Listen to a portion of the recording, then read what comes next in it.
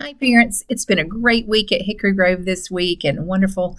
We're off to a wonderful start in middle school. And as promised in our virtual curriculum night presentation, I wanted to share with you a little from the Age of Opportunity. Again, it's from Paul David Tripp, and he talks about how the teenage years often present difficulty for parents. As a person passes from childhood till adulthood, the transition can be quite tumultuous.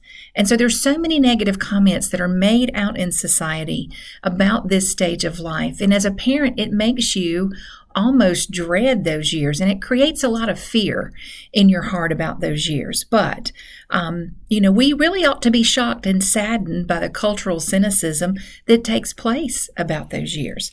The teen years are often viewed and portrayed as a chaotic period that can be survived, that's just your number one goal, is to survive it.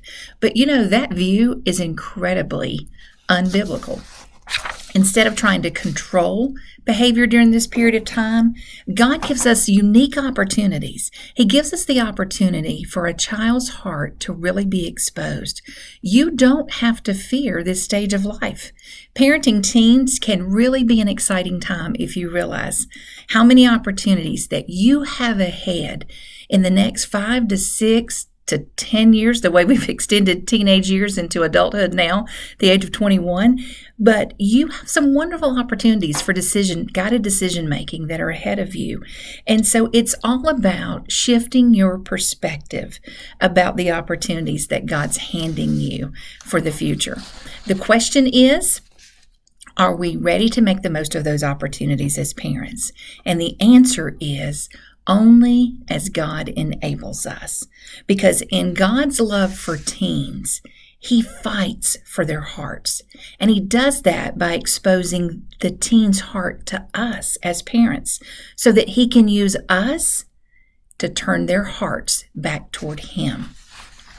So it's the drama of eternal significance, and it's easy to miss even when it's right in front of us.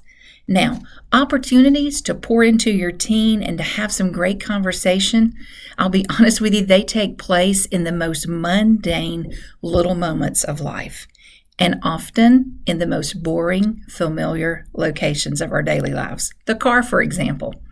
But it's also the place where God does His miraculous work of reclaiming and redirecting their hearts. He's the sovereign Lord of the everyday and the ordinary. So I challenge you, look for those moments to have those conversations. Look for those moments to often talk about some very difficult things. If you're driving the car and that teen's looking ahead, they don't have to look at you directly, but you can have some conversations that maybe they're okay with, but you as a parent may be uncomfortable with. But capitalize on those opportunities for the kingdom. Use that time to pour into some wonderful conversations about what they're seeing on their phone or what they're listening to in those earbuds that they love to stay disconnected from us with, okay? Know that as a principal and as your leader, that I am praying for you and that I'm here to help you with that, and that I pray daily about opportunities to meet you in the middle. It's a pleasure to serve your family this year.